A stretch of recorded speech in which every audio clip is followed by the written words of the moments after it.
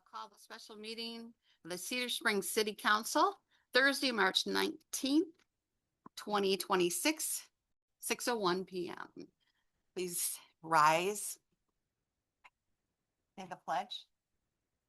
I pledge allegiance to the flag of the United States of America and to the republic for which it stands, one nation, under God, indivisible, liberty and justice for all. All right, roll call. Mrs. Conley. Here. Mr. Groh. Here. Mr. Marlboro is at. Mrs. Powell. Here. Mrs. Race. Here. Mrs. Rudy is absent. Thatcherson is here. Madam Mayor, I would like to make a motion to excuse Miss Rudy and Mr. Marble.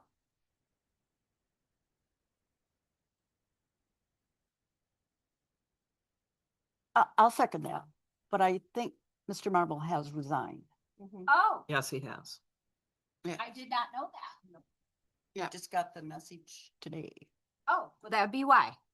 I took on a homebound kid, so I'm teaching from 6:30 to 5. We got to excuse, and I'll second that. Okay. Well, we acknowledge the resignation, and I'm sorry to hear that.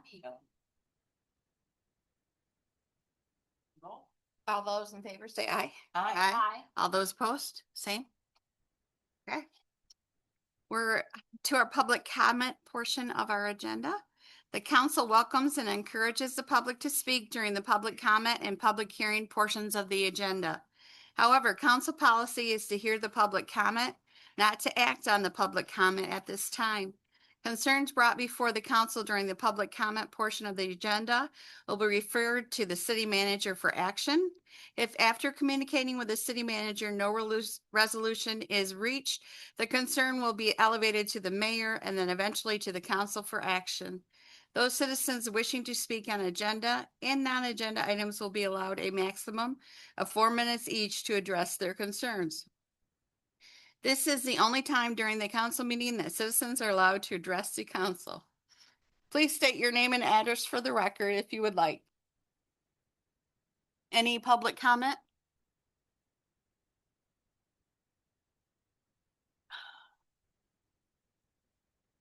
Yeah, just right there. Hello. Hi there all. It's the first time I've attended any of these meetings here in the city of Cedar. I live in Solon, so hopefully that's not an issue. But the reason I am speaking today is that I am gravely concerned about this data center project that we've all been reading about and hearing about. This proposed site will be 2 miles from my home. I came to Cedar Springs because I love the small community. I love the festivals and the homey feeling. And I came here to retire. But now I have this gigantic monstrosity that is literally scaring my family to death. We don't want to be here in this city if this thing goes in.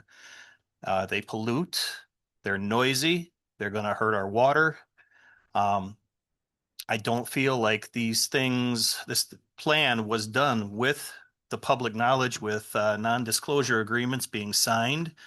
I don't know what the status of that is, but that's kind of my take on all this, that I really don't think this is in the best interest of the people of Cedar Springs or Solon Township. That's all.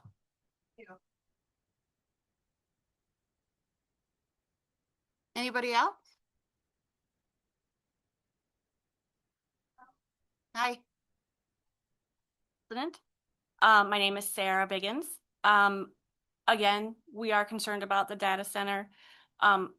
Guess my biggest question, and I haven't been able to ask our township yet, but I'm unclear as to how the city manager was able to speak for Solon Township to get this project started without our supervisor signing off on it until many months later. I don't understand how that could happen. I understand you can't answer the questions right now, but I'm very concerned and very confused about that, because it feels like someone who is not we are not this person's constituents. It feels like they moved forward with a project that would affect all of us without letting us know. And also, we aren't theirs to represent. We have our own township. So I know there's a working relationship, obviously, between Cedar Springs and Solon, and that's great. But a lot of us are in the dark and we want to know why. Thank you for your time.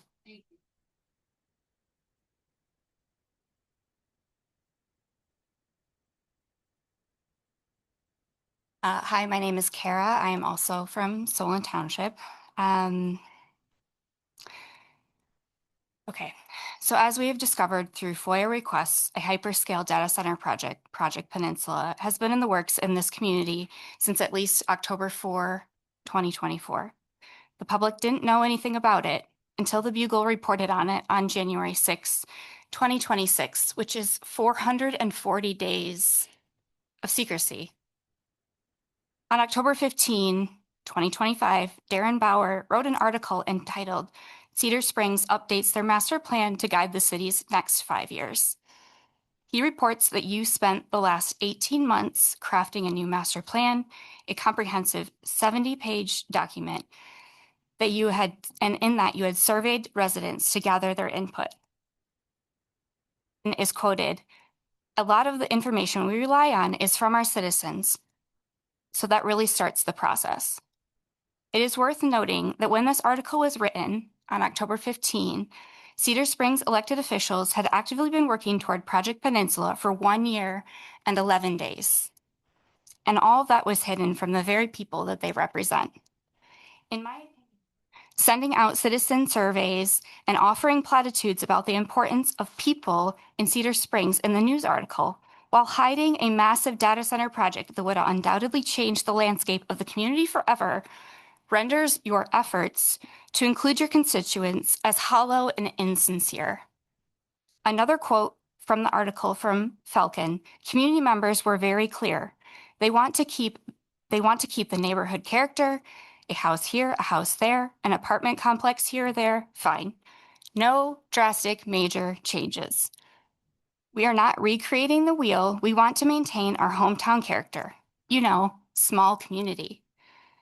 A 650-acre, $1 billion data center that uses 2 to 6 million gallons of water a day, that takes 7 years of construction and requires a new deal with Consumers Energy to accommodate its 1 gigawatt power appetite, seems to stand in stark contrast to what the community clearly spelled out as their ideal future for Cedar Springs. It seems like a pretty major drastic change to me. But maybe as Cedar Springs officials have already demonstrated through their actions, it doesn't actually matter what the people want.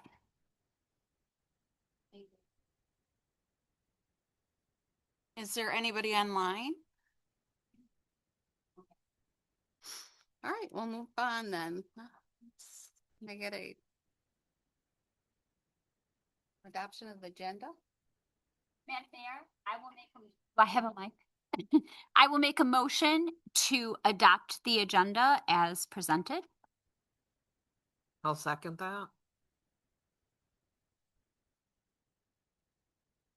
All right, I'm gonna do roll call on that one. Mrs. Conley, Yes. Mr. Grove, Yeah. Ms. Powell, Yes. Mrs. Race, Yes. Ms. Atchison votes yes. Going down to the budget workshop, it's the next order of business.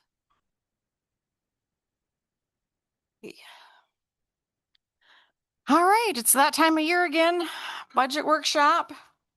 Before we get started, I just want to say thank you so much to all my staff and especially Emily, having sat in her seat before. The budget process is a very time-consuming process, but a very important process. The research that we have to do to put these numbers together are quite extensive. They take time, patience, and it takes the support of all of us to bring a budget like this to you tonight to consider. Kind of do some back and forth tonight with the budget. We're going to be following does everybody have the document that we handed out last Thursday night? No? It's not on the table. I'll take one.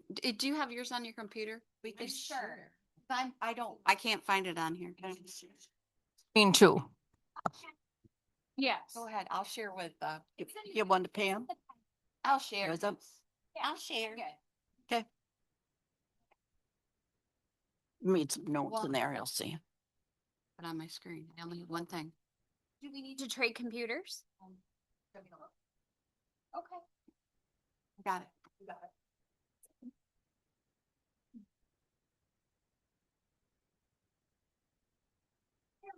Or over to Emily to get us started.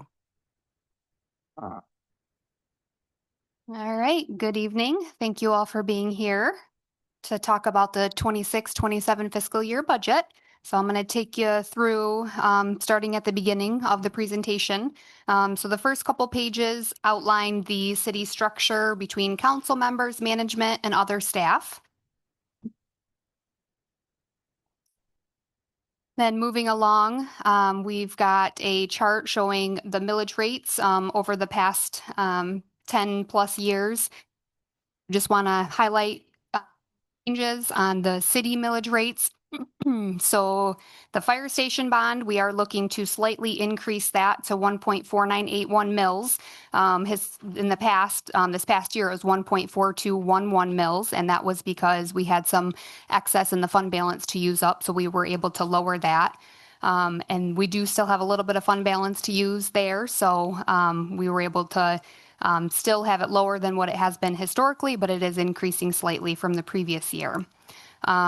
For the city refuse last year and for quite a few years before that, that was at 0.5 mil, and we are looking to lower that to 0.4 mils. We just found that we don't need the full 0.5 mils, and we got good fund balance built up, so we can lower that. So between those two, one going up and one going down, there's really minimal changes to the city millage rates. But note that the other millage rates are not finalized yet, so those may or may not change. I haven't heard of any major changes coming with those, but yeah, so I can't say that for sure. Sure, who knows? And then one thing I want to point out too, I discovered a miscalculation when I was reviewing this. So where you see the average residential taxable value, the proposed 2026-2027 number should be 89,977.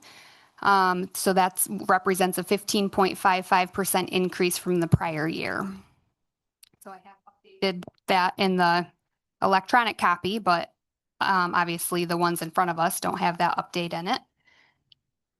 And then that data flows into the next page where we look at the annual tax bill based on average residential taxable values with the millage rates applied to that. So also we'll just need a correction here just because that was off on the last page. So the average tax bill for city residents is $3,976, which again, that's a 15.5% increase. So there's a couple things that play into that. So we've got our 2.7% rate of inflation adjustment from the prior year. And then there's also uncapping of sold properties that increase taxable value as well as new construction within the city. And then we will move along to the next page.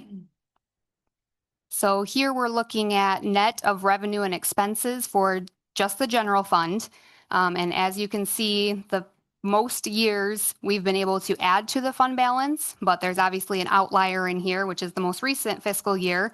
That was an exception because we had some large legal expenses in that year. So we were not able to add. We actually took away from fund balance, but typically we are able to add some to fund balance at the end of most fiscal years. Do we have that resolved? Finally, no. Okay. Of course it is. Do we have a time frame on that? Of course we don't. That would just be ridiculous. Forever, because they'll keep it going, so. Thank you.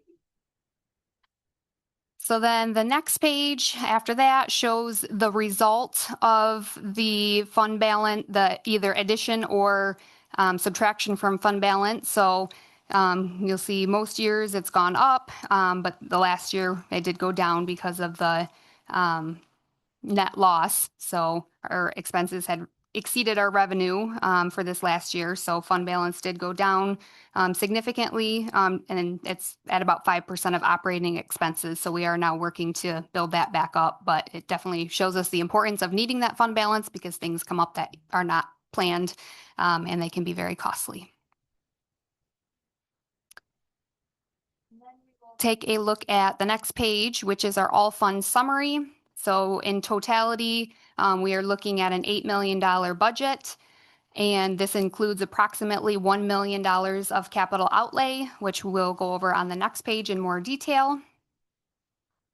On here, you'll see our fund balance that's available by fund. So in total, we've got about $9.5 million in fund balance when you add up all the funds. And then it's also showing what we plan to either add to each of the funds or take out of each of the fund balance for the next fiscal year. So when you look at it as a whole, we're only looking at taking $36,000 in fund balance. And a lot of that's water and sewer that we're actually doing capital projects for. And there's plenty of fund balance in those funds for those capital projects. But otherwise, most of the funds we're either adding to fund balance or they're pretty close to being balanced.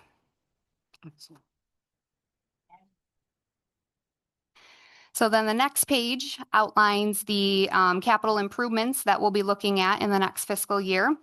So for the general fund, the main things are really going to be for the fire department. We have a new truck coming in 2027 that needs to be paid for. So we already have a good chunk saved up for that. And we're getting some contributions from Nelson Township as well over the next two years of payments.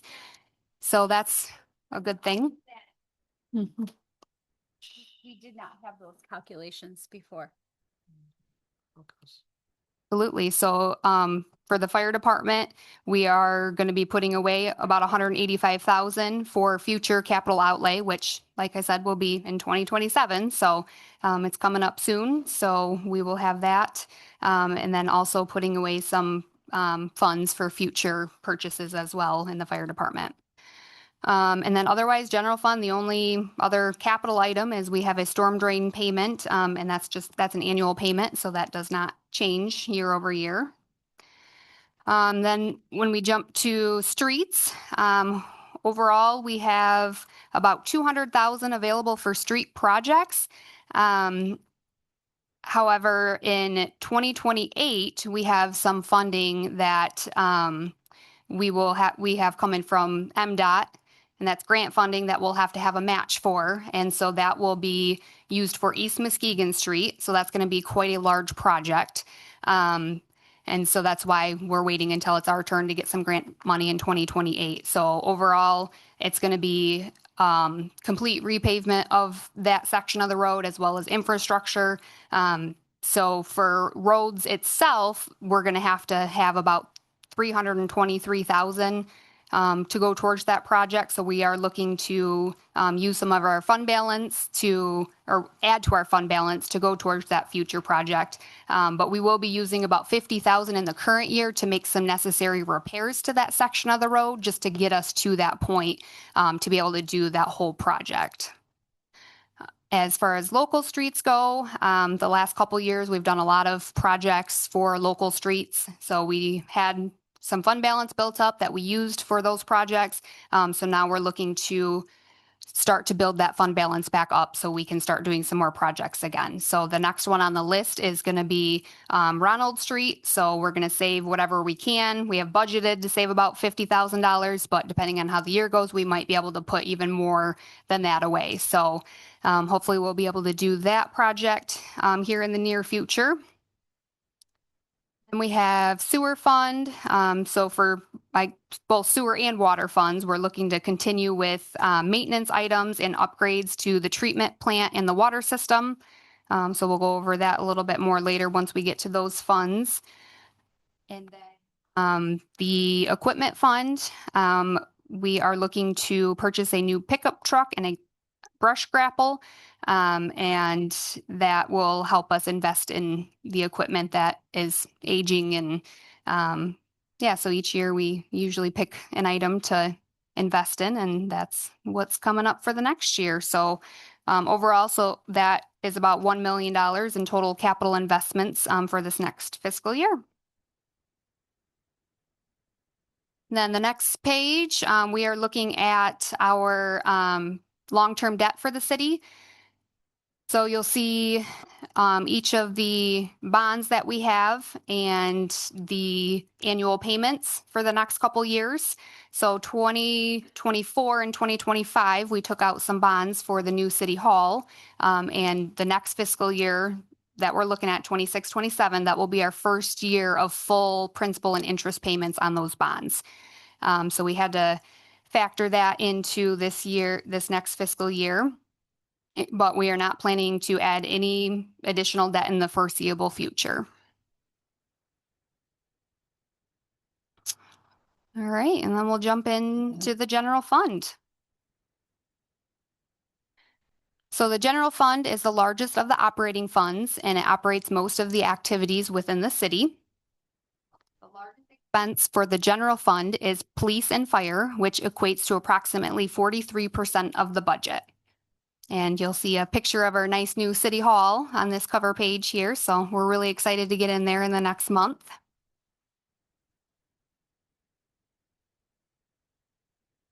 Then we'll jump into the numbers. So on the revenue side, the largest source of revenue for the general fund is going to be property taxes.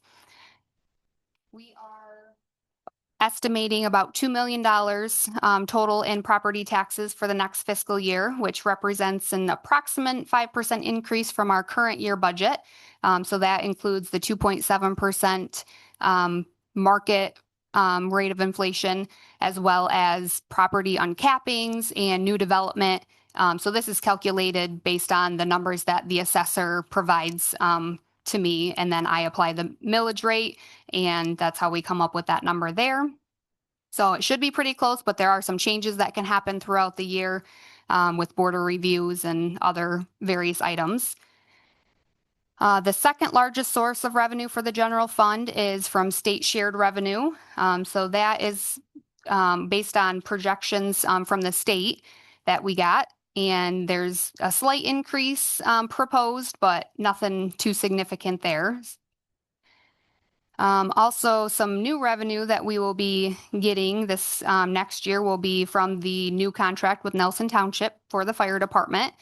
So we've had that historically, but a new calculation, as we talked about in the meeting last week, is being used for these next 2 years for some more capital contribution with our fire truck coming. So we'll have about $150,000 coming from Nelson Township over the next year.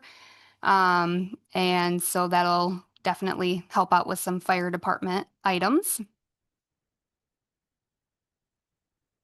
And so overall, we are looking at about $3.3 million in revenue.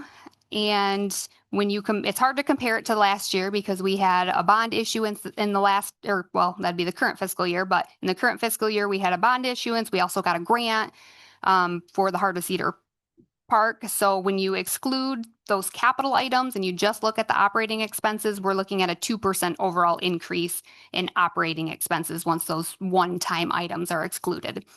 And we have no plans to use any fund balance from the general fund. Like I said earlier, we are planning to add to the fund balance so we can build it back up to the targeted at least 20% minimum. All right, and then we will move on. So the next is our city council. So you all here are represented in this department. No major changes here, but there is a little increase in the budget for wages. We did change the structure of how the payments are going to be made as a per meeting payment instead of how we had done it previously. So yeah, you'll see that reflected in there as well. So yeah, a little bit of an increase, but nothing significant. And then next we have our city manager department. You will notice a little bit of a compared to the current year budget. That's primarily a change in wage allocation. So each year we look at all of the staff and how their wages are allocated to different departments depending on what their responsibilities are. So as those things change, and certain things require more or less time, we look at adjusting those. So some fluctuations in wages you'll see are because of those wage allocations. So really that's the biggest difference for the city manager department.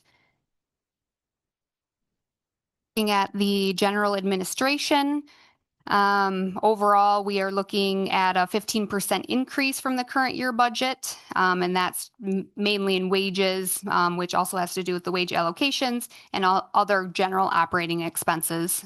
So not anything that stands out as far as other changes from the current year. Then we have the city clerk budget.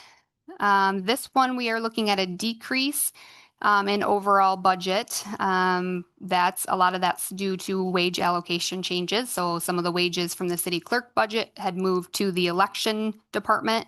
And then also there was a decrease in some software items. It's under the printing and publishing expenses. There was a software item in there that's now being moved to the IT department. So it's still, that item is still in the budget. It's just not reflected in the city clerk budget. So outside of the wages, there's not a whole lot changing.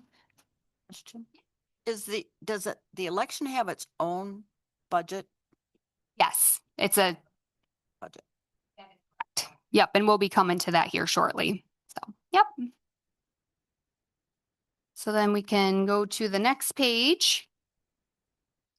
Accounting and auditing service. So every year we have to have an audit done, and based on a quote that I had recently got, we're looking at about an 8% increase in the auditing service for this next year, and that's shared with other funds. So this is just a portion of that expense. The remaining is split with other funds because obviously it's done for the city as a whole and not just the general fund. And then we have our IT department. So in here, just a couple things to note. We have under our professional service expense, we do have a new IT service, a new IT company. So that's 30,000 of that amount there. So we're looking forward to working with the new company in our new building, and we think that will definitely be a good change for us. And then we also have $5,000 budgeted for a new website. That's been needed for a long time. Just haven't had the resources to move forward with that yet, but we will hopefully be able to tackle that in the next fiscal year. And then, as I mentioned in the clerk budget, the printing and publishing went down because of a software item that had moved here. So that's part of that increase in the software, as well as we have a new software that we'll be using for record digitization. So that's also included in there. And then we do have a placeholder for a copier lease for the upcoming fiscal year. We may not need it. We are still planning to use our current copier, but it's getting pretty old, so we don't know if it's going to make it through the full year. So we are keeping it in there just in case. Yeah. Yes. So hopefully it didn't hear me say that because it's right on the other side of this wall. So yeah, I probably just made it mad. That was a bad idea. So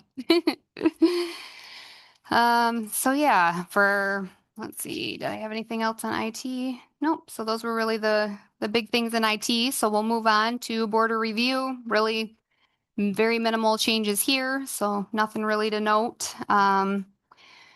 City assessor is the next department.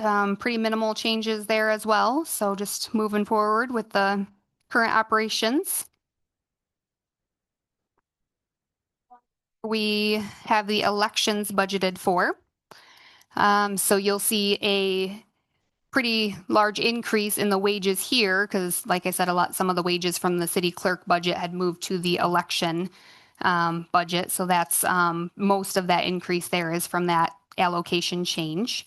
And just to note, this election budget is based on 2 elections, one in August and one in November. If there happens to be a third one, we would have to look at doing some potential budget amendments if needed. And then moving on to city buildings and grounds. So a few increases in some items here with the new building. We have a cleaning service who we've contracted for the new building. So obviously with it being larger, it's going to cost more for cleaning. So we have that accounted for in here, as well as some additional expenses that we'll have, electric expense and utilities and stuff. We don't know exactly what those are going to be. So those have a little bit of increase built in there.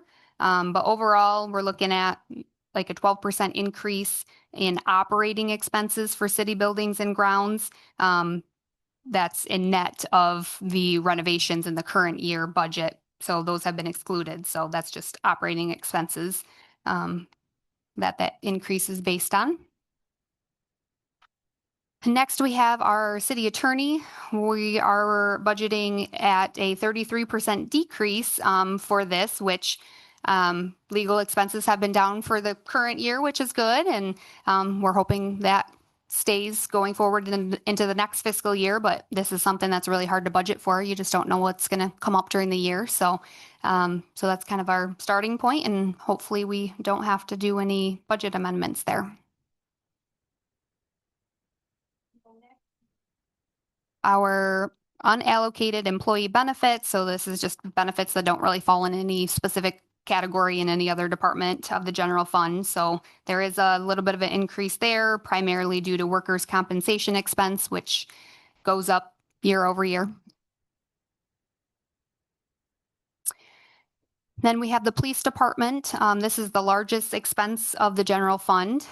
We are looking at about a 5.4% increase for the next fiscal year. And then also another large expense for the general fund is our fire department. And we budgeted for some increases in some staff wages. And then we also have some need for capital reserves. So we've got about 185,000 of capital budgeted for. 85,000 of that is coming from the Nelson Township contract, and then the other remaining is 100,000 that the city reserves for future purchases for the fire department. So we will be using a good chunk of that reserve to go towards the fire truck purchase that's going to be upcoming. Exclude the capital items, we're looking at about a 3.6% increase in operating expenses for the fire department. And then moving on to the next one, we have our building inspection department. So this is what we pay to PCI, but we also have revenues to offset this. So we are budgeting $135,000 for building inspection expenses, but in the revenues we have $150,000 budgeted for. So we retain 10% of whatever revenues we get from building inspection items, and then the 90% of it goes to PCI. Go back just a second. I just went through it again. With the fire department, there's a whole lot more training for each of the members that are required. I just didn't happen to see one jump out at me that says training. Do we cover that cost for each of the firefighters? Yeah. Okay, what's that fall under in that particular department? Education and training. Yep. That's anybody new and you're ongoing, where we used to do a lot of training on our own. I realize you have to have somebody certified to do it now. We actually are, in most cases, the fire department is going through, they are not requiring a certified instructor yet. That's coming. That was my concern. Yeah, but one thing that has happened is a lot of the states are now using the fireworks fund that usually would cover our training for our firefighters and stuff to go through. So ours is a minimal. It's not being used for that. They're using it to train for.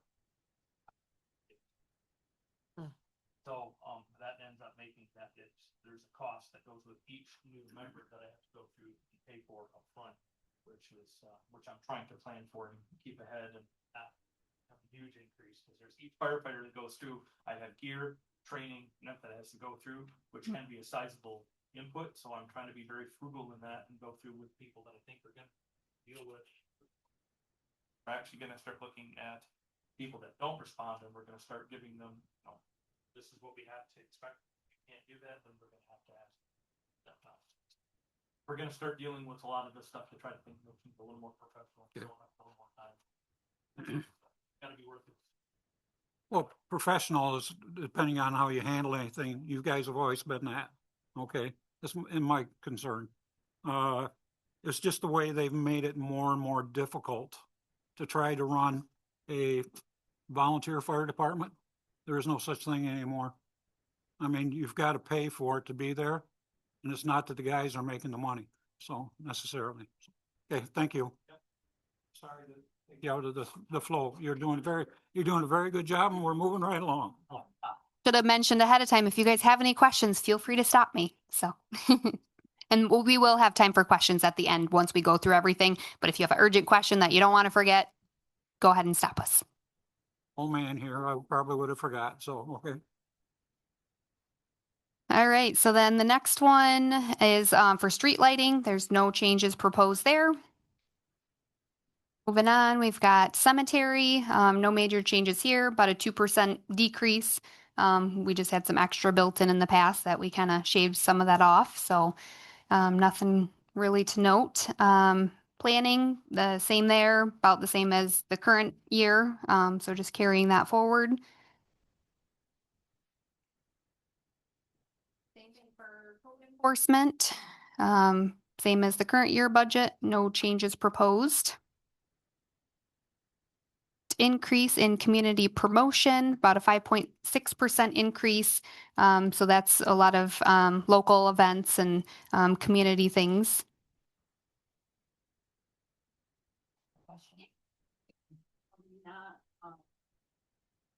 Donating to the historical museum. So we don't have it in the budget, but that's one thing. So we did have to take it out of the budget for the current year just because we have to be able to get to our minimum of 20% fund balance. So we're building that back up. So we don't have any extra, and Darla, maybe she can talk a little bit more on this, but she had talked to somebody at the museum just to see if they rely on those funds. And it sounds like they have funds to operate, even if we don't make our contribution. But they do eventually want to put a new roof on the building. So that's what they would be using those funds to save for a new roof in the future. So the current year, that was one of the budget amendments, was taking that out.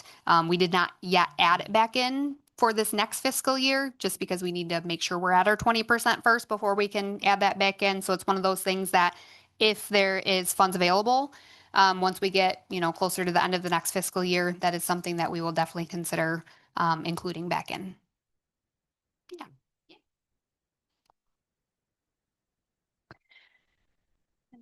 Our Parks Department, no upcoming projects here for the next fiscal year, nothing major anyway. The last year we did the Heart of the Cedar Park, and then the year before we did Heritage Park. So we've had a lot of park projects over the last couple of years. So this next year is just kind of maintaining what we have for the most part.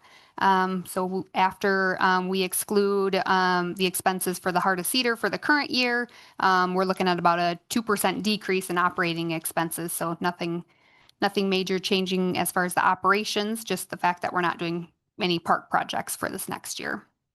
Another question, sorry. The Veterans Parks, that's the two parks on the north end, both of those parks? Yes. Expenses is just for like lawn mowing and so forth? Yes. Yep. Maintenance expenses there. Mm-hmm.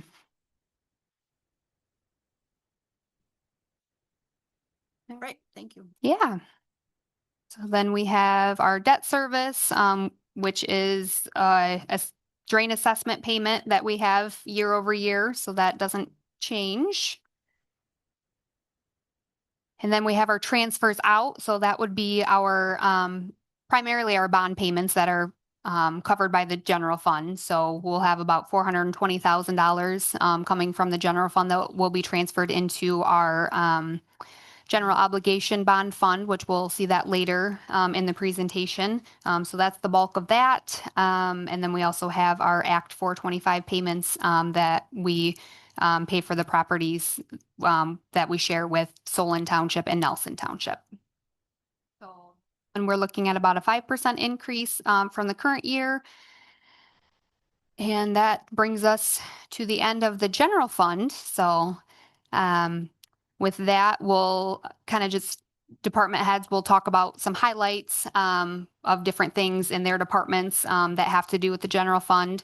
So I'll just go into my highlights. So in preparing this budget, we have budgeted for a 2.7% wage increase across the board. So that's really a cost of living adjustment.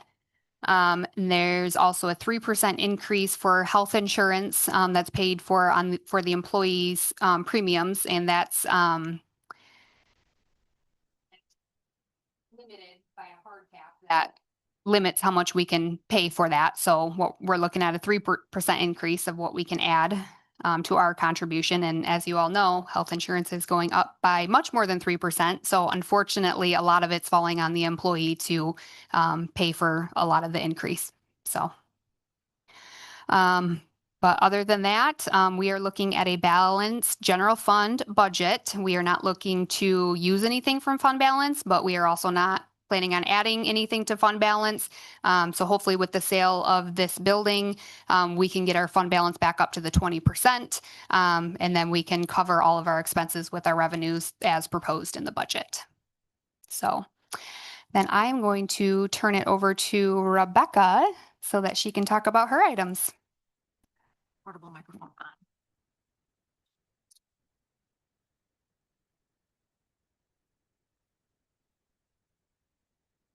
So Emily kind of highlighted a few new items this fiscal year. So that would be our new software for our record retention, our mass notification systems, and then we're looking to add the website here potentially before the end of this fiscal year as well. So the beginning of the fiscal year, I'll be working heavily to update the website, all of our online forms, getting that to be a more streamlined process. We want that to be more friendly for our residents and businesses that use that. So that'll be a main focus for me. In addition to that, we'll be working on updating and compiling city policies, purchase policy and procurement updates, and some additional long-range planning, including improvements to our capital improvement plan and asset management. I have a question. Is there any talk about a phone app for being able to, for our city, so that people can make payments on there, just being able to. Cash App. No, not a cash app, but being able, like, I know Muskegon Heights did it. They have a app where you can go onto it and it basically tells you kind of what the website says, but a little bit more slimmed down.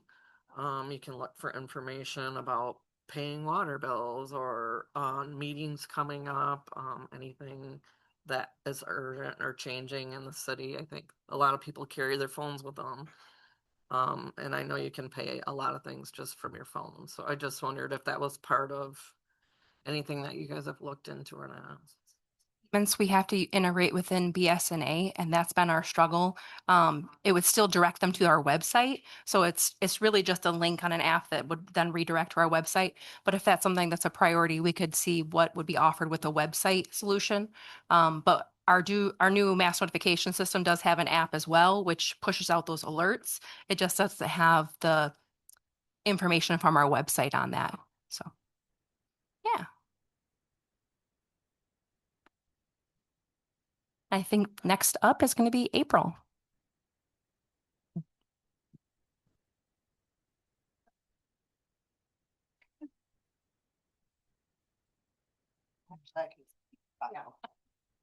I'll be quick. So for the clerk's department and for elections, I'm going to just report on a couple things. Emily had talked about the software for the record retention. That is one thing that is continuing on into this next fiscal year. It'll continue on for as long as we're utilizing the software, which hopefully is forever now that we've went through this giant record retention process. So that is part of the clerk's budget.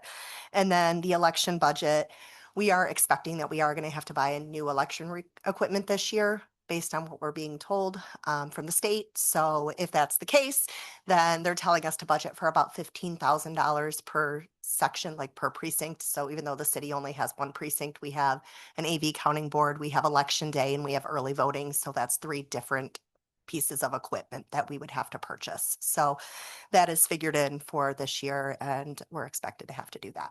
So that's about it. Can I ask a question? So there was a point where we were almost at the tipping point on having to head into a second precinct, but then they changed the threshold. Is that still, are we still in that? I think it would be quite some time before we would have to consider moving into another, having a second precinct. So, I mean, growth is great, but I think we have a little bit of breathing room there. So now that yes, Complex has people. We we're very close. And when they increased that number, it kind of gave us a little bit of breathing room. So I think we'll be fine. because to have to buy it and then have to buy a whole other set would be. That's not anticipated for us to have to do that. Population number yet with all of the homes that have come in? Yeah. The apartment complex isn't done, although it's looking like a thing. Post to the hole in the ground that it was.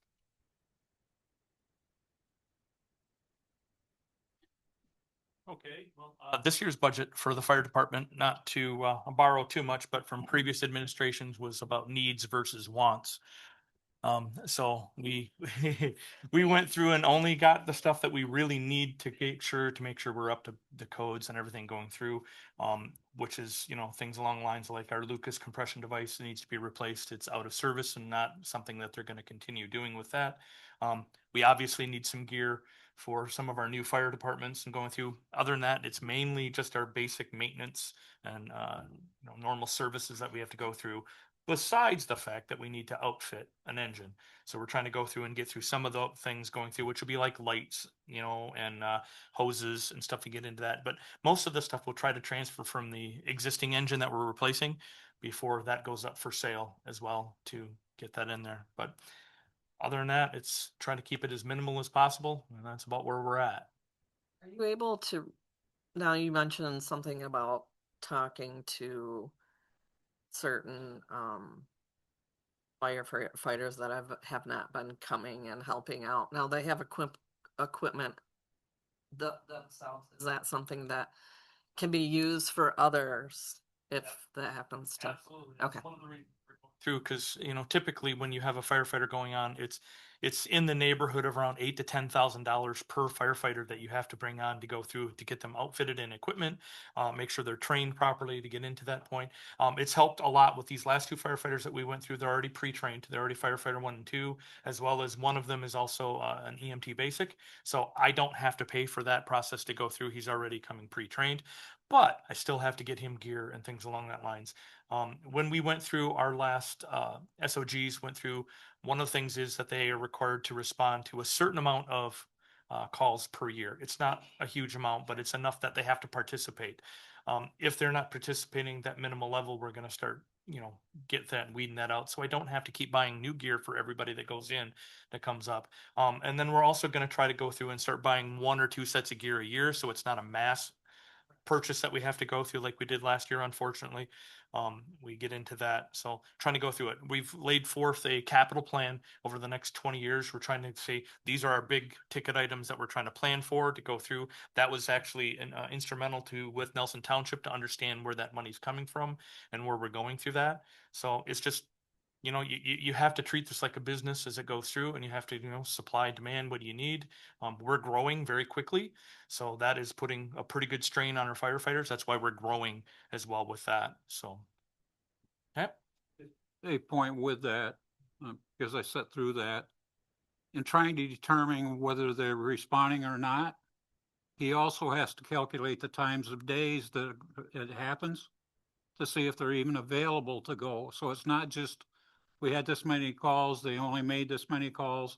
It's not that simple. So, Because they're volunteers, they all have jobs and they all, you know. That's why the new software, because you're going to see once we get the new software in there, we'll see hot spots where we're going through, time of day calls, things like that. That's my goal, is to try to give you a clearer picture every month of what we're doing and how we're getting to that point.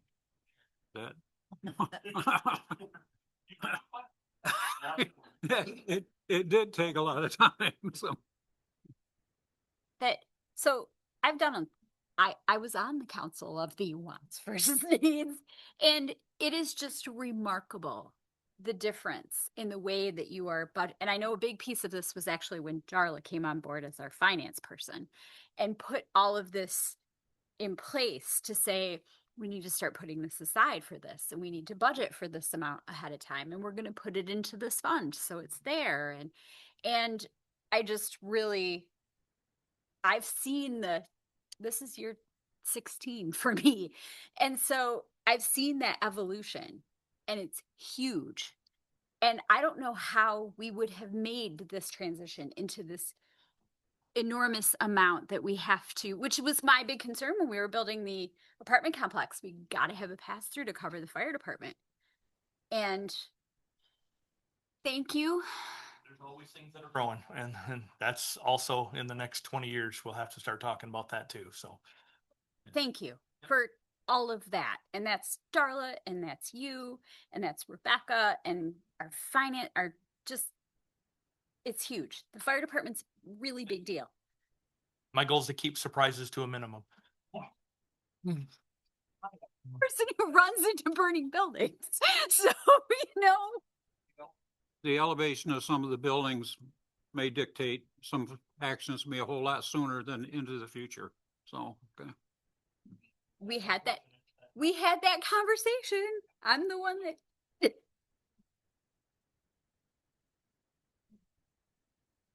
Thank you.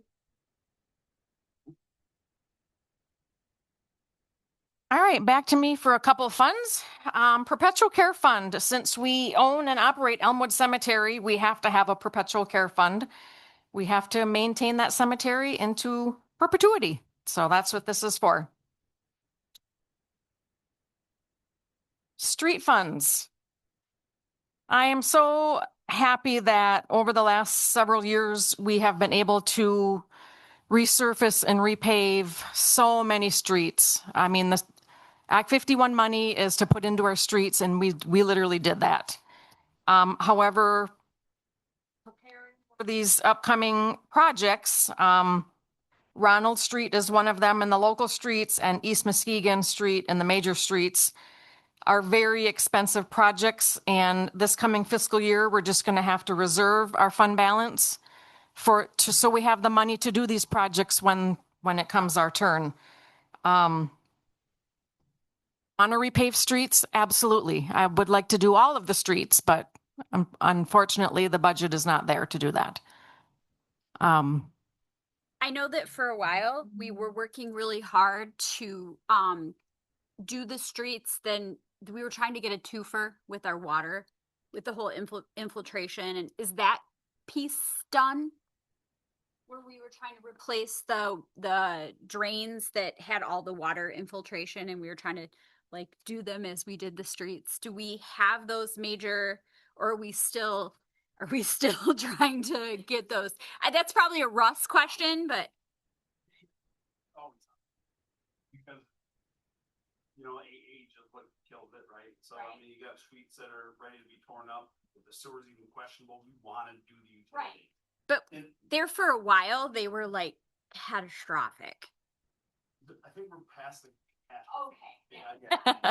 We're down a little bit. Yeah, we're down a little bit. We actually just redid that map, so we know what has to come and what's on its way. So Used to be just Jerry Hall had it in his head. And Muskegon on 17 Mile, the main break. We can't plan for that. So. no, you can't. Very well. Thank you. In below zero temperatures and Coming in And to Tanya and to all of our DPW crew that were at Bill and whoever was out there in stupid, cold, wet. Yeah. All of you that were out there. So our annual allocation from Act 51 funds is about $480,000 a year. 75% of that goes to the major street funds. 25% of that goes to the local street funds. That's not determined by us. That's determined by Department of Transportation. So the 75% coming into the major street fund, that's $360,000. And in the next fiscal year, 0% will be spent on reconstruction, 27% will be spent on maintenance, 11% will be spent on traffic services, 10% on winter maintenance, 9% on administration, and 13%, $50,000. We can transfer 25% from major street to local street as needed. We're not transferring 25%. We're proposing 13% or $50,000 because the $120,000 in local street is not enough to do just these bare minimum maintenance things. And then $109,810, 29% is what we're going to reserve for the Muskegon Street project in 2 years. So that is our major street fund. We currently have just shy of $240,000 cash in the major street fund. So I just wanted to note, if you remember, Fox 17 came and did an interview with me a couple months ago about Department of Transportation, had all over the newspaper, we're going to get $156,000 more in Act 51 money. However, the projections that we look at on Department of Transportation's website, the money's not there. It didn't happen yet. Maybe it will. So we didn't budget for that. If we get an extra check in the next fiscal year, we'll spend it the following year. I'm not going to budget for something we may get. The projections that they give us, that's what we budgeted for. On the local street side, 120,000 is what the local street survives on. That's 25% of the Act 51 dollars, 0% in reconstruction, 33% in maintenance, 6% for traffic services, 17% for winter maintenance, 13% for administration, and then 30% will be saved for the Ronald Street 3-block project in 2 years. I do want to bring to your attention couple more things on the local street fund. Currently, we have close to negative 30,000 cash in the local street fund. It's a timing thing. It's fine. We're not going to get in trouble for that.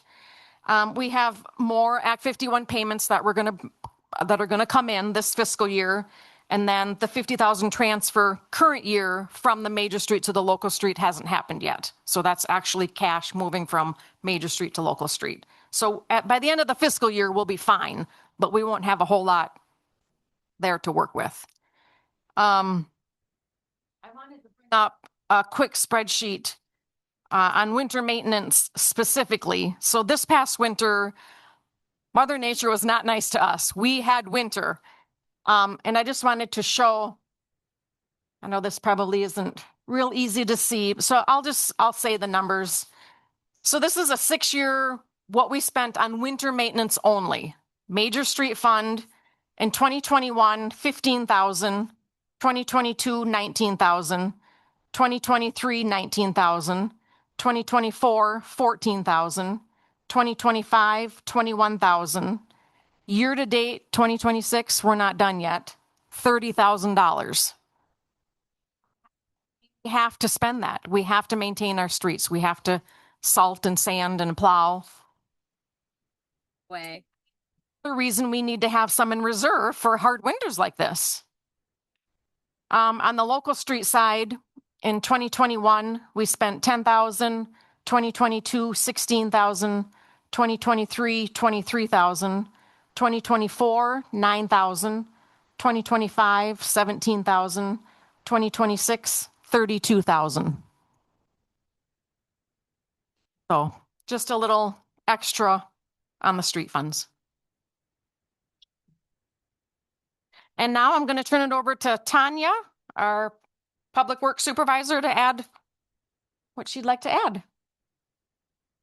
Down there. So if you want to go to the podium or. Sure. So for the DPW department this year, we're looking forward to painting lines on all the major streets, getting a new truck. We need it. And putting money away for our Muskegon Street project in Ronald Street. That's all we got. Any questions? Is there any anything in the budget to repaint our curbs, the yellow curbs that used to get painted every once in a while? We have money in there for that. We just gotta figure out which ones we're gonna paint. I would just like to say the cemetery is wonderful. I know that's labor intensive. It's also really important to people.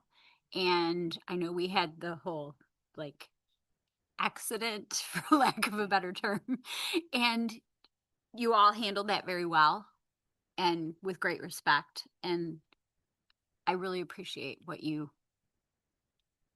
Thank you. I'll let them know.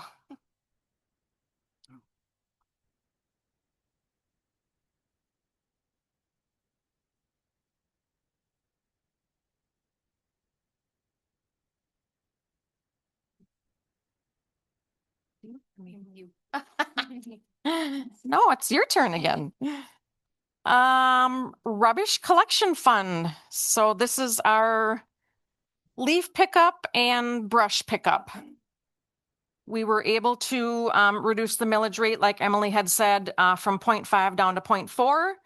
We currently have about 163,000 cash in the rubbish collection fund. So annual budget is $52,810 for the rubbish collection. That part of the DDA fund too, Tell me something. on the parks or anything like that? We're just talking about branches and stuff, aren't we? Pick up for the whole town. Yeah, if there's limbs in the parks, we pick them up at that same time. No. Sorry. Did we have any like extra brush pickups this year? Did we? No. Well, we've had like Storms in the past where, we allowed people to bring it down to Morley Park. there was even one I think where you did a bunch of pickup. The one with it was a tornado that wasn't a tornado. Yeah. Here. Regular brush twice a year and leaves in the fall. Then we have our DDA fund. Our DDA fund is fun. We're able to contribute back to the DDA, to the businesses with facade grants, and contribute to the DDA pays for our summer concert series down at the amphitheater. They contribute to the annual bike race, New Year's Eve. We really, really appreciate the DDA and helping us over the last 2 years with our big grant projects. Heritage Park, they contributed $30,000. The Heart of Cedar Springs, the new restrooms and the playgrounds, they contributed to that as well, $20,000. That really helps the city's general fund with that match for these grants. So we really appreciate that. This money can only be spent in the DDA district. So I think the DDA board does a good job of prioritizing and that. Then I'm going to turn it over to Rebecca for a quick update on the DDA. So Darla had mentioned some of the programs that we've kind of historically done, but we do have a new program coming soon. You'll see a line item in there titled Demolition and Revitalization Program. So we are working with the DDA to establish a grant program for properties in the DDA district to potentially assist with the demolition and revitalization of buildings in the downtown district. So what that would look like, we don't quite know exactly, but we're working through the process to establish the grant application, evaluation criteria, and so forth. But it's a really exciting new project for the DDA because it's going to really refreshen some of our buildings in our DDA district that really need some love. So it'll not only redevelop some of those properties, but also in turn increase that tax capture over time as well. So really looking forward to that project over the next year. Good question. Demolition revitalization. Does that mean either one? You can either demolish a building or revitalize it? We're gonna have to tie them together. It will be a demolition and then you must do a redevelopment as well. So it's one thing. Okay, thank you. Recent removal of a building on Main Street? If it had been in place at that time? Could potentially still be eligible. We haven't decided any of the program requirements yet, so it's potentially still eligible. Decide all of the parameters of the program. Answers your question a little bit. Yeah. Mm-hmm. Be unfortunate if somehow they couldn't tie into that some way. Because they are doing an improvement within the city from what I understand. So, it's just another way to thank them to town. Okay, thank you.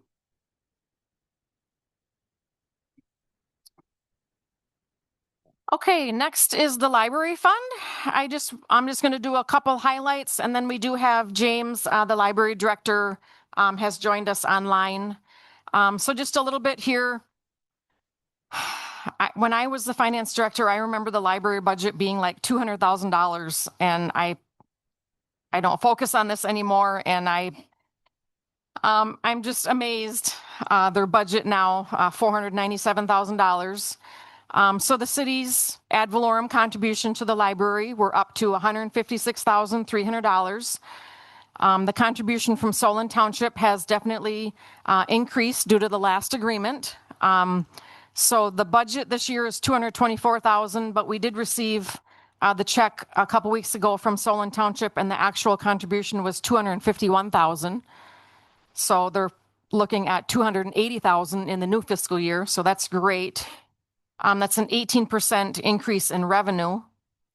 The expense side, the library, just to operate it is very expensive with the people and the books and everything they need to buy and maintaining the building. I think they're doing a fabulous job, and they're planning to put $11,050 into fund balance.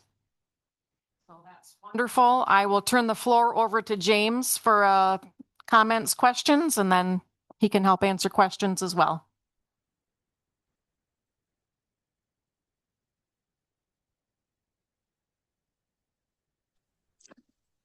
Hi, everybody. Can you hear me okay?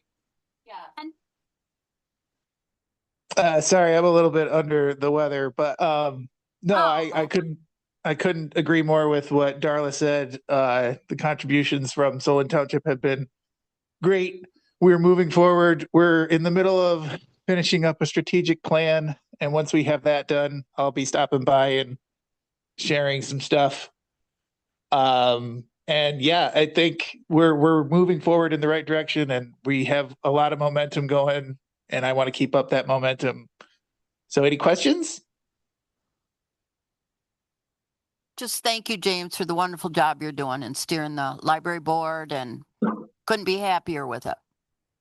So Thank thank you you. for expanding the book collection, and as a heavy library user, I really notice the difference in the access to the books.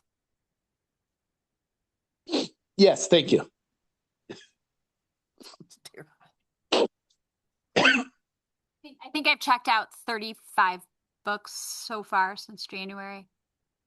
Oh, Ben and my son have a similar amount.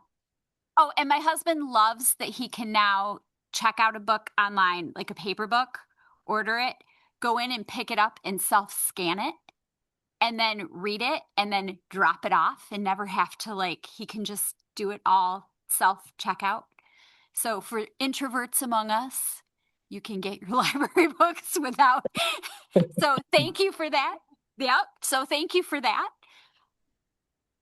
Without peopling, yes. So some of us like to people, some of us do not. Thank you. Thank you. Right. So it's back to me now. So I am going to move on to the general obligation debt fund. So this fund includes all of the debt payments for the city except for the enterprise funds, which water and sewer, those are accounted for separately within their own funds. So in here, we'll kind of go through what each of the bonds we have and what the payment on those looks like. We have our 2007 capital improvement bond, and that is paid primarily by the general fund at 65% of the payment. And the remainder is paid by the major street fund at 35%, and that's determined by what the funds are used for. And the current balance on that is $100,000 and will be paid off in October of 2027. So within this budget, we will be making our final payment on that bond. So that's exciting. And then in 2021, we issued a new bond for the fire station, and this is paid through by a debt millage. Annual payments for this are around $230,000 a year. Just over $2 million balance on that, and it's scheduled to be paid off in April of 2035. And in 2022, the city secured a bond, a $450,000 bond for the West Street utility extension. The current balance on this bond is $329,000, and it'll be paid off either with the sale of the land in the industrial park or in 2032, whichever comes first. And this is primarily paid for by the sewer fund, but also some contributions from the water fund, general fund, and local streets.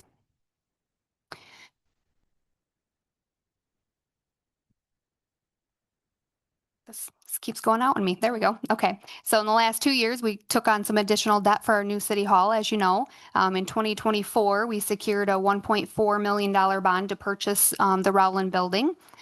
And then, which I guess I'll go through some details on that before I jump into the next one. So that is going to be paid off over 15 years with annual approximately $20,000.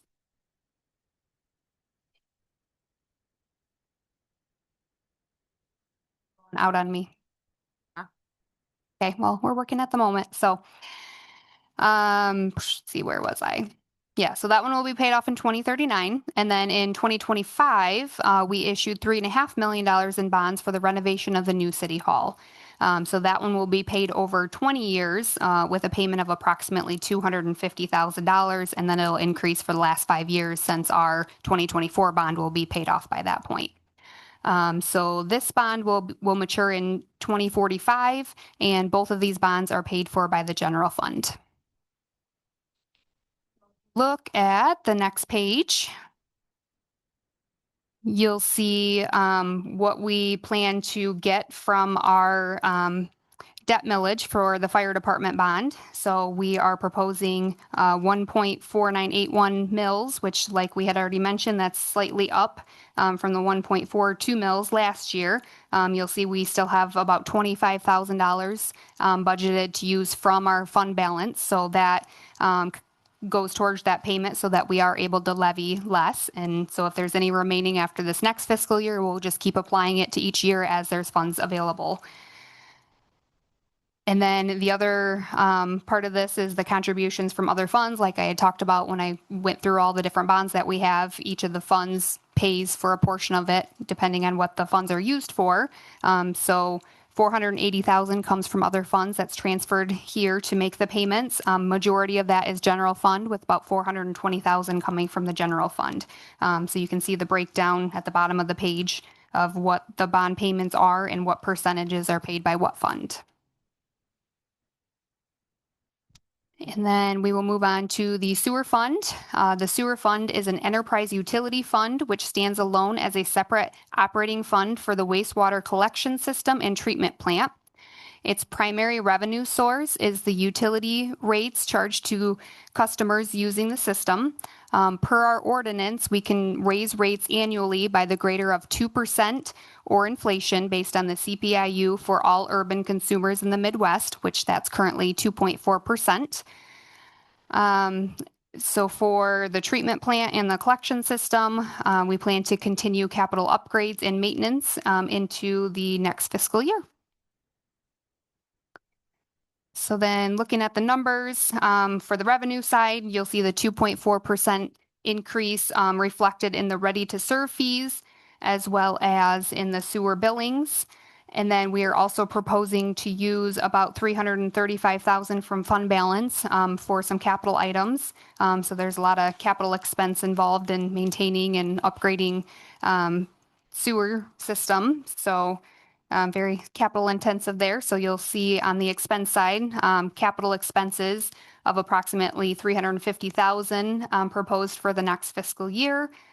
And we do have a fund balance of about 2.5 million for the sewer fund. So there is funds available for those capital items. Page, you will see what the proposed rates are for the next fiscal year starting July 1st of 2026 in a comparison to the prior few years of what the rates were. So this is going to be the lowest increase in the last 4 years. So it has come down a little bit, the inflation on this. So that's a good thing. And then if we keep going, we'll jump right into the water fund. This fund is an enterprise utility fund as well, and it stands alone as a separate operating fund. And also the primary source of revenue is the utility rates charged to customers with the proposed increase of 2.4% as well on the water side. And here we are looking at doing some continued maintenance items into the next year. In the numbers, you'll see again that 2.4% increase for the ready to serve fees as well as the water billings. And then if you look at the expense side of things, you'll see some capital expense items here, about $65,000 of planned items for the next year. You'll also see that we are planning to add some funds to the fund balance, about $172,000 we plan to put into fund balance at the end of the year. And this will be used for future capital needs such as East Muskegon Street, because a lot of that will be the infrastructure, which will be about 1.2 million that we'll have to use from the water fund. So we'll be able to add funds to the fund balance, and we do already have over 3 million in the fund balance there for projects such as Under the streets. I was balance to use for projects like that. I'm going to turn it over to Russ so he can talk about some highlights. Okay. Can you hear me okay? Okay. So for the sewer plant, have a couple highlights. The biggest one is, as Emily mentioned, we got some capital improvement stuff coming up. Pumps in the basement. You guys have, I think all you guys have been on a tour of that plant. You guys know what's down in the basement there. It's expensive and there's a ton of it. Some of the pumps down there are on their third rebuild cycle. So instead of rebuilding them for a third or fourth time, depending on which one they are in the cycle, we're going to replace them. That's a lot of that capital stuff. Sludge processing optimization is, so we're down to hauling sludge only one time per year now. We were up to almost 2 full hauls. We've got it narrowed down to only doing it once, which is a real challenge, I guess, but it's working. So we're going to keep doing that. It's bugs. Excess water away. That's the biggest thing. So from the sludge itself. So when you pay to haul sludge they use it for fertilizer, but when you haul it away, you're paying by weight or by gallon essentially. So the less water you have in there, the less you pay for the amount of sludge you remove. So, and then a bunch of other stuff, the cleaning extra stuff out of the corners with a smiley face. That's what I wrote in my notes. So the reason I wrote that is because, we're asking about putting a cold storage building up at the plant. We don't have storage out there. So we have all these excess parts, replacement parts, lawnmower, roll-away gas-powered pump, stuff that's in our electrical room that's not allowed to be in there, things like that. We need somewhere to put all that stuff. So it's been a long time coming. We've talked about it for a few years, but it just seemed like now is the pertinent time to do it. But really for the wastewater plant, other than, again, back to sludge hauling, trucks going around that plant, they're heavy, especially when they're full of sludge. We have not sealed the pavement out there since the plant was built. So it's getting a little crumbly, but we're going to do a reseal this year, which is No. 6 years this year, actually. So yeah, Or no, no, I'm sorry. I'm doing my math wrong. 31 years, just over 30. So, water system highlights there, a well sealing and removal. Well 6 went in. That was the closure of well 3 because of the arsenic problem. Well 6 went online. The test well that's over there still has to be removed and sealed. It can't be opened to the aquifer. So, well number 5, every year we're required to do a flow test for every production well. Well number 5 is the one showing the most degradation. So it's down about 31% of production, which is no big deal. It still pumps like 870 gallons a minute or something. It's a lot, but it should be doing about 900 and something. So, that one's due. We plan on doing that, but that's one of those things. If you guys ever see it, when I come to council meetings, I'll bring you pictures of them pulling it out. You have to go through the ceiling with a great big crane and all this stuff. It's kind of cool to watch. Or you're getting pull the whole thing out, clean screen that's down in the ground, do seal work to the pump, do motor work, all that stuff. It's all And sediment and, right? it's caught on the screen in the bottom. Yeah. Just like a residential well, same thing, just a lot bigger. So lot bigger, yeah. And then the last item, a note for water fund is hydrants. We have money this year to replace a few. So we've had to do a couple out of necessity so far, but we're going to try and get ahead of the horse. And we have like 4 in line to purchase hydrants and have Dean's put them in for us. So that's it. How much more capacity do we have for our processing sewage? Right now, even with the high flows, 1.1 million gallons a day. Okay. So the increase with the apartments and so forth out there, we're not gonna. No, tax us too much. No, I'm actually looking forward to that. We need the food that waste. I know the bugs. The bugs that live in there require food. That's the BOD, right? That's and they need that stuff, and we're lacking that severely, especially when it rains a lot. So you talking about the catastrophe stuff? We're past the catastrophe. These big rain events we've just had, flows went way up, but nowhere near what they used to do. So yes, you're treating groundwater or rainwater, and it just I saw the videos of that. It's not a good thing. But the apartment complex is all brand new. It's all low flow, so concentrated stuff, and it's not. But that's food for the bugs. It really is. It really is. So we're actually looking forward to it. So and I don't know how many apartments are there. Does anybody know the total building? 68 units. Oh yeah, so 168 RUs. That's we want the food. So I want you to remind me to never accept any time you ask me to come over for dinner. So Tootsie Rolls on the, I don't know. Chocolate. Anything. yeah. Thank you guys. Thank you. All right, we're on the home stretch, last fund, and then we'll wrap things up. So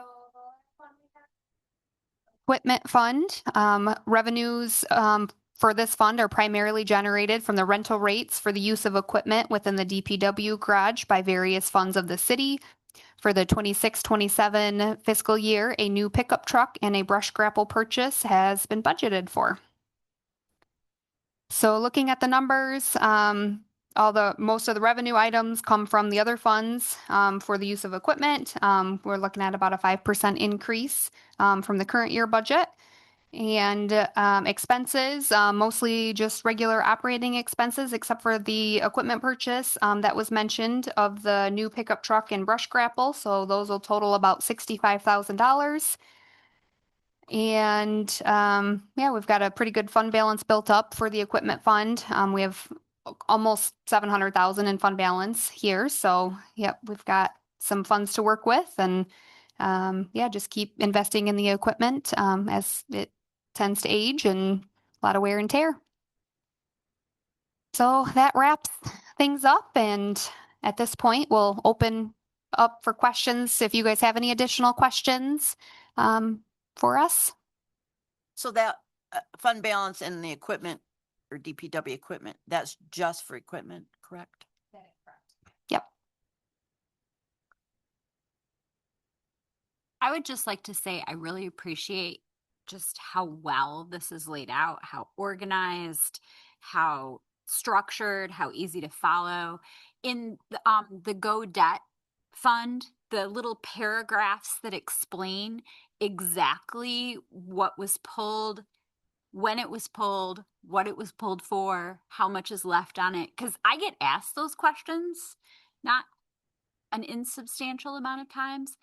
And this lives on our website. I love that. So, and that really changed with Darla. And you can tell that Darla has trained you. So I really appreciate it. It's an easy budget to follow and understand. So thank you for that. We definitely put a lot of work into it. So appreciate that.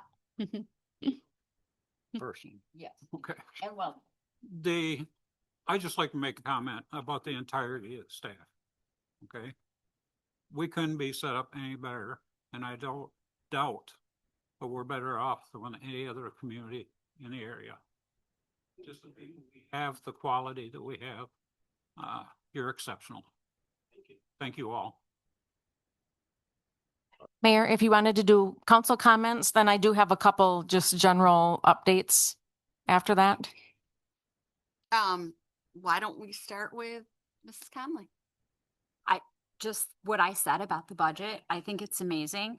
And Russ, we don't have you here very often, so I can come every month, like I said. I'd love to have you here. The water, Jerry Hall trained me, and the girl from Flint. I'm from Flint. Oh, geez. The girl. Did you get away in time or what? I have an uncle that worked water plant for way before, and I have another who is the civil engineer for the city.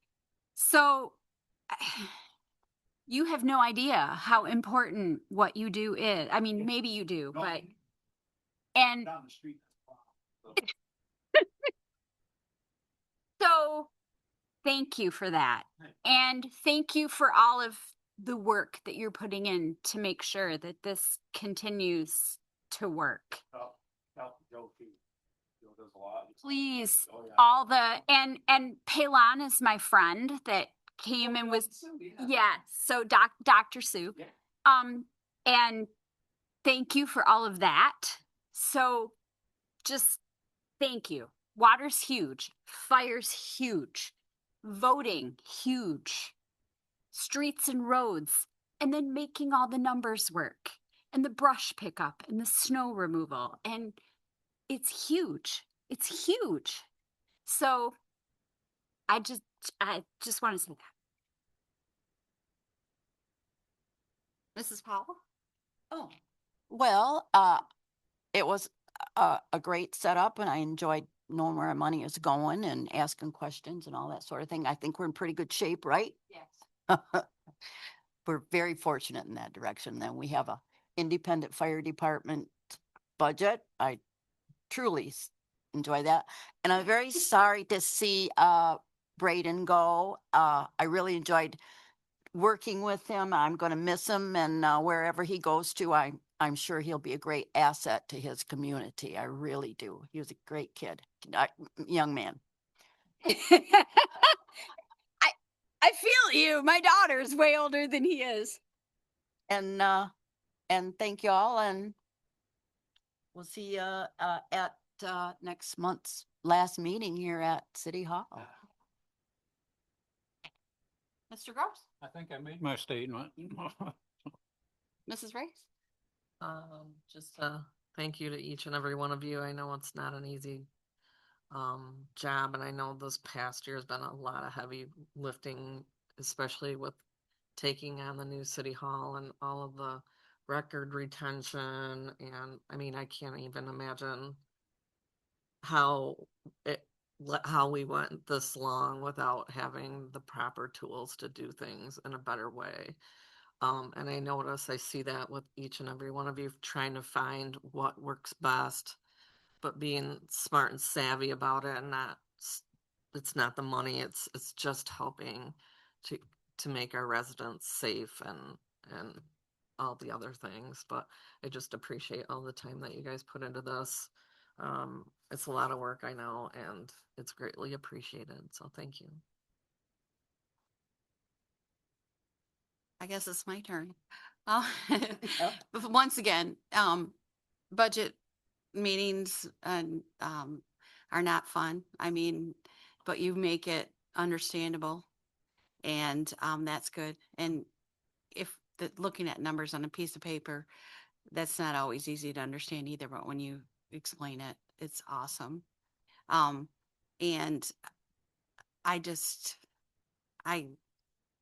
anytime that we need something explained, you're very good at it. I just wish that we could all understand in the area that things aren't always the way they look, and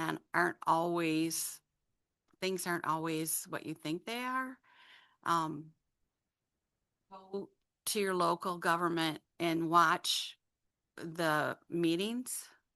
Go to our website and watch the meetings. You'll see what we discuss at the meetings. Have a little grace and really try and find out what's going on before you get too upset about it and jump the gun. So other than that, I love Cedar Springs, and let's keep working to make it even better. We are excused. Oh, wait, Darla. Oh, I forgot. Darla, Mrs. Falcon, sorry.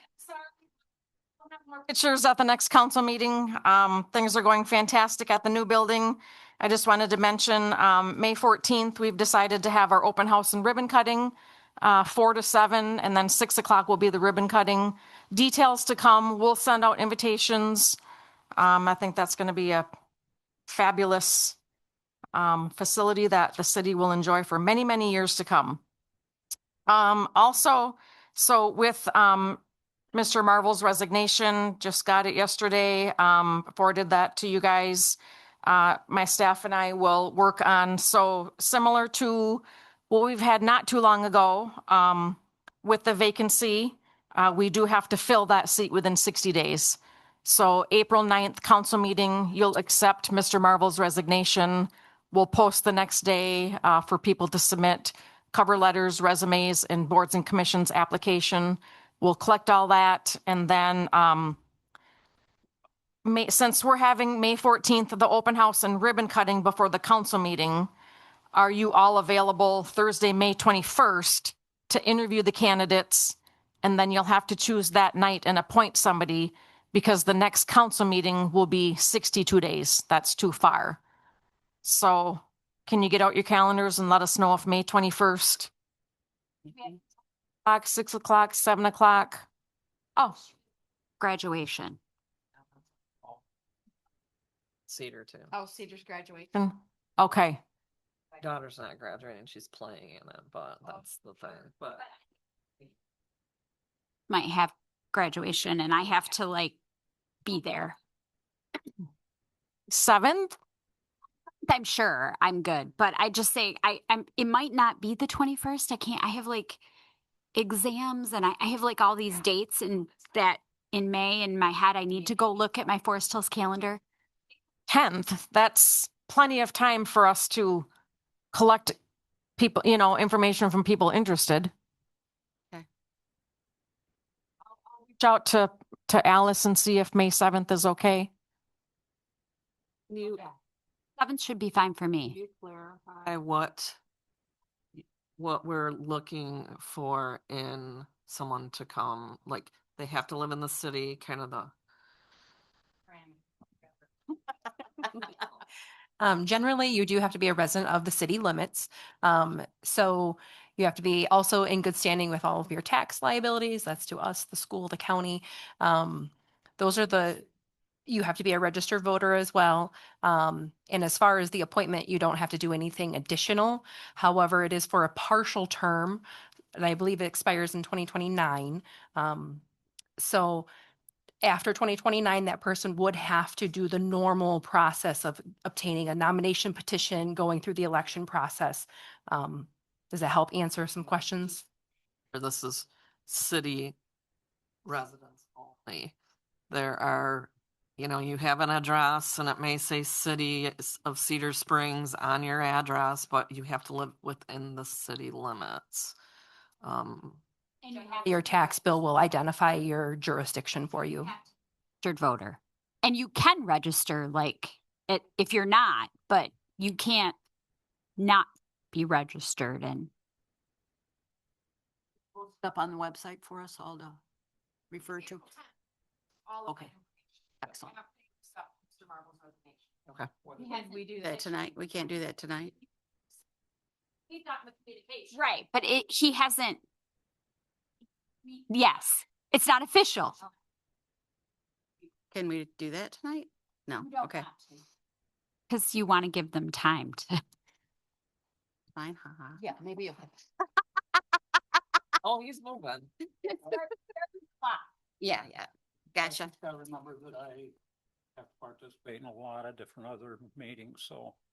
I'll have to know which night it is and what day of the week it is and that nature, so. Not that you can't do it without me, so, but, if we can work it out, I'd like to be here. Well, Jerry, you're on the board for a reason. Well, I'm unfortunately dealing with a lot of them myself. Right, well, but Depend on you. unfortunately, you guys know what I think. Yeah. That's all I had. Thank you. That's all I had. Thank you. We are adjourned at 7:38. Excellent.